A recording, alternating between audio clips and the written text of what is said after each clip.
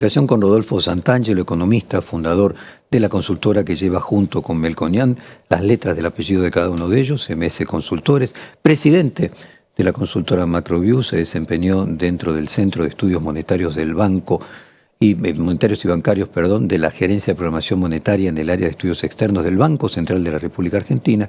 Y como es costumbre, cada vez que recibimos a Pablo Santangelo, lo hacemos con música clásica, sabiendo que le gusta mucho. Así que ahora lo vamos a recibir, dado que hubo una presentación de un cuarteto Soldi en el Colón el pasado miércoles 13 de agosto. Lo vamos a recibir con el cuarteto número 11 en fa menor. Santangelo, Jorge Fontevecchia, te saludo. Espero que como siempre te haya gustado nuestra selección musical con la que te recibimos para alegrarte el día. Buen día, Jorge. En mi modestísimo entender, Beethoven fue el más grande artista, no solo músico de la historia, así que un placer.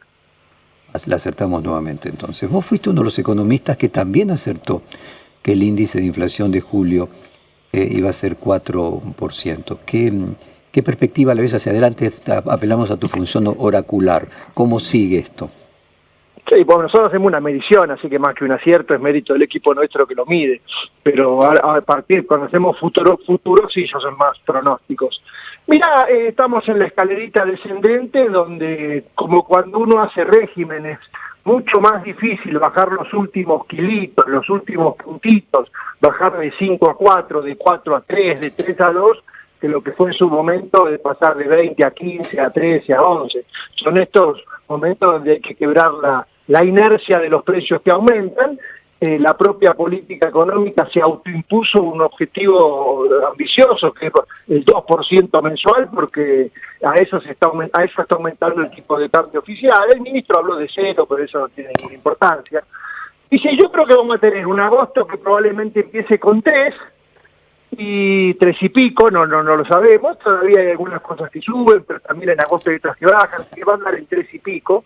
Y vienen 2 meses clave, septiembre, octubre, que va a depender de qué resolución adopte la prometida rebaja del impuesto país, cómo se implemente, qué pasa con los que ya pagaron el impuesto por adelantado, para ver si algunos precios bajan de los que están caros, y entonces septiembre u octubre, yo creo que septiembre no, pero octubre no sé, empiece con 2. Es el lento y largo proceso a la convergencia, el 2% mensual, donde, a ver, el vaso medio lleno, medio vacío. Mientras la inflación baja, buena noticia; mientras sea más alta que 2, el tipo de cambio va perdiendo competitividad. Así que estamos en esos meses de transición para ver si terminamos en el ansiado 2% mensual. Vos tocás el tema de la convergencia con el crawling peg del dólar. Habías dicho también en otra entrevista que 1.500 pesos te parecía un tipo de cambio lógico para esta economía, y junto con Enrique Seguach habías escrito un artículo en estos días en el diario La Nación hablando de la nueva grieta alrededor del cepo, sacar o no poner el cepo, y que en el momento que se saque, vos decías, junto con Enrique Seguach, de que naturalmente iba a haber un aumento del dólar. ¿Cómo se resuelve esa salida del cepo, ese dólar que para vos está en 1.500 pesos para la economía actual, y el actual que está en 1.000?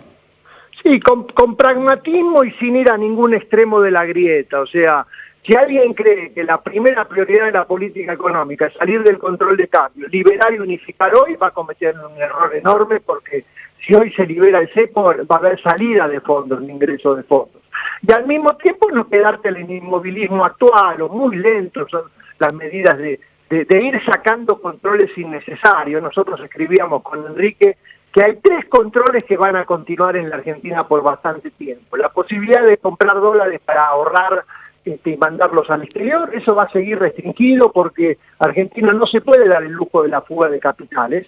La posibilidad de que cuando vas al exterior y pagas con la tarjeta de crédito, eso no va a ir al mismo tipo de cambio del comercio exterior, de la exportación y de la importación, y la obligación que tienen los exportadores de ingresar las divisas al Banco Central. Esas 3 regulaciones van a continuar por bastante tiempo, hasta que Argentina sea un país estable, un país creíble. O sea, siempre nosotros vimos el mercado cambiario único y libre como el último paso de un proceso de graduación, no como la primer medida.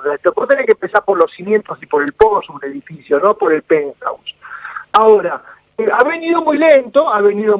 Nosotros ahí explicamos que hay una parte de la actual organización cambiaria, que es este llamado blend, este esquema por el cual los exportadores 20% de las divisas las venden en el mercado MEP, en el mercado libre, porque el equipo económico le preocupa mucho la brecha. No es un buen mecanismo porque impide la acumulación de reservas.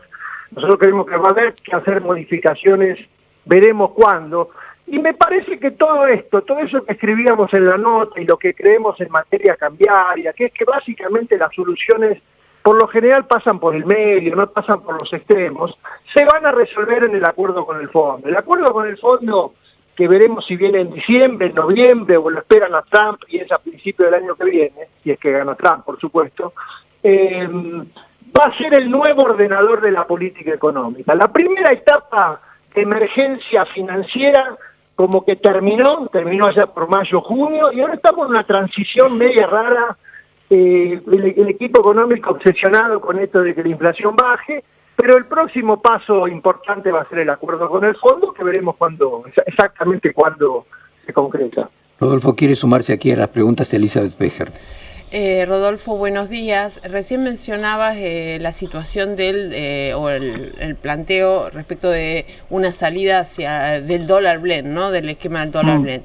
En los últimos días hubo reuniones entre el equipo económico de Luis Caputo y las cerealeras, y en ese marco el gobierno les planteó la intención, la posibilidad de mantener ese esquema por lo menos hasta 2025. Es probable porque te dije, mientras no estemos con el acuerdo con el fondo, cualquier medida aislada en este contexto puede ser peligrosa, así que es posible que hasta fin de año, hasta el acuerdo con el fondo, se mantenga este esquema. Obviamente la brecha cambiaria pegó un susto, yo decía 1.400, 1.500 era un valor lógico para esta Argentina, bueno, ha bajado a 1.300, pero siempre no es que si baja el dólar a 1.200 ahí se puede liberar y verificar, porque los precios de la economía están mucho más ligados al dólar oficial que al dólar libre, salvo cuando se mueve el dólar libre y entonces el blend genera un impacto. Entonces puede ser que de acá a fin de año eso se mantenga, y el acuerdo con el fondo, repito, va a ser el nuevo ordenador de la política económica. Y en la transición me parece que el tema más preocupante tiene que ver con las reservas, ¿no? Porque han vuelto a estar en niveles negativos preocupantes las reservas netas. Entramos casi en un mes complejo porque el campo ya empieza a liquidar menos, se necesitan más recursos, más dólares para financiar los mayores gastos también de importaciones de energía. Esta eliminación del impuesto país también seguramente va a generar más operaciones de los importadores. De hecho, ahora se están postergando esas operaciones a la espera de esa medida.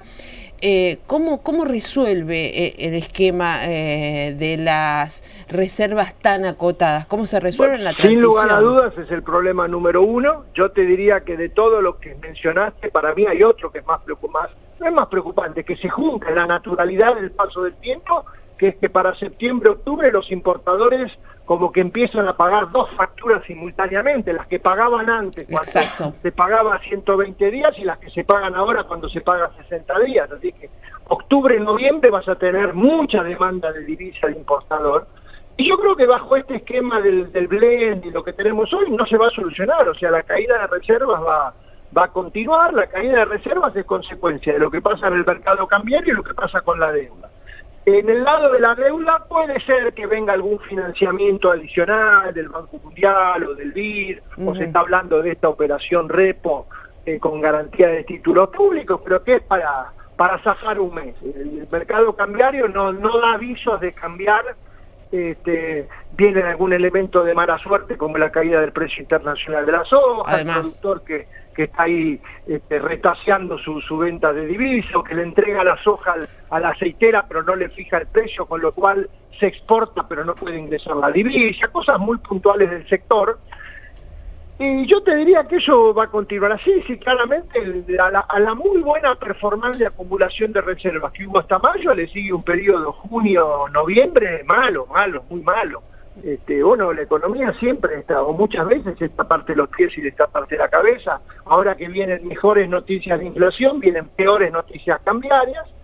Y bueno, vamos a estar atentos a a 2 o 3 hechos importantes de septiembre y octubre, que van a ser la moratoria impositiva, más para el lado de los pesos, para el lado del fisco que para el lado de los cambios, a ver si esta súper generosa moratoria hace que gente pague, que creo que debería ser así, más la posibilidad de pagar 5 años anticipado el impuesto a los bienes personales, que mucha gente lo va a aprovechar porque es altamente conveniente.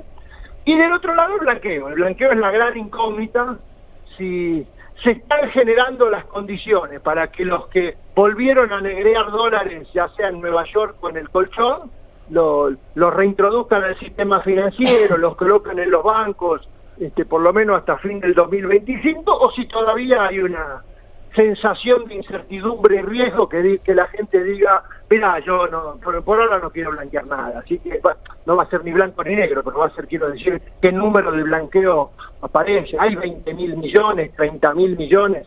Creo que ese es el tema de septiembre y octubre, siempre entendido como puente para llegar al acuerdo con el fondo. Para mí todas estas cosas que estamos hablando son puentes para llegar al acuerdo con el fondo.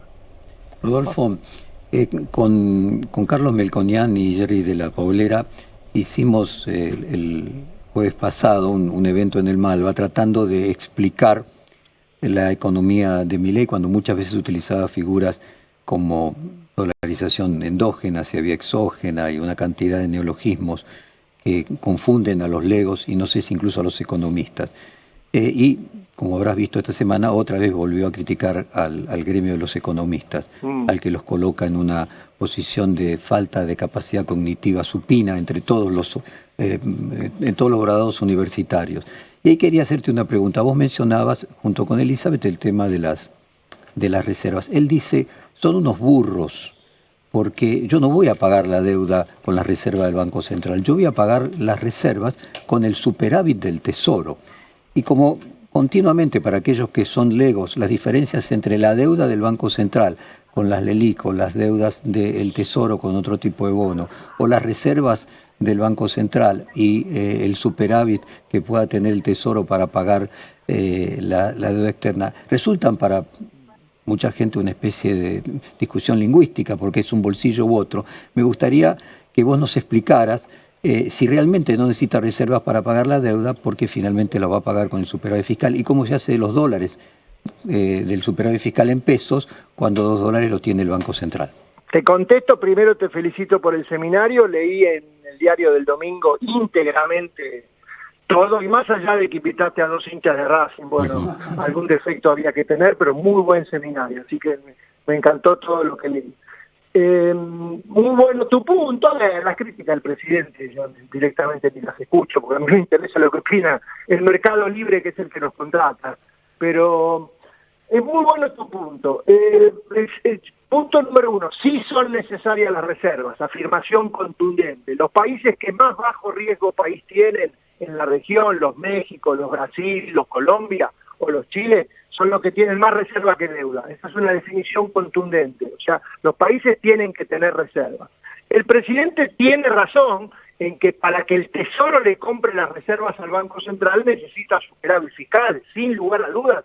Esa es la manera de tener estable el mercado local para que al pagar la deuda no se genere un desequilibrio. Pero primero tenés que tener los dólares. O sea, si vos podés exagerar el punto, ahí Carlos con Pablo Goldín escribieron el día anterior a Enrique y yo, también en La Nación, un artículo que va en ese tenor, son las dos cosas. El superávit fiscal es la manera que el Tesoro le compra los dólares al Banco Central o al mercado. Pero primero tienen que estar los dólares, primero tienen que estar o en el superávit del mercado cambiario, y que bajo este esquema actual van al Banco Central.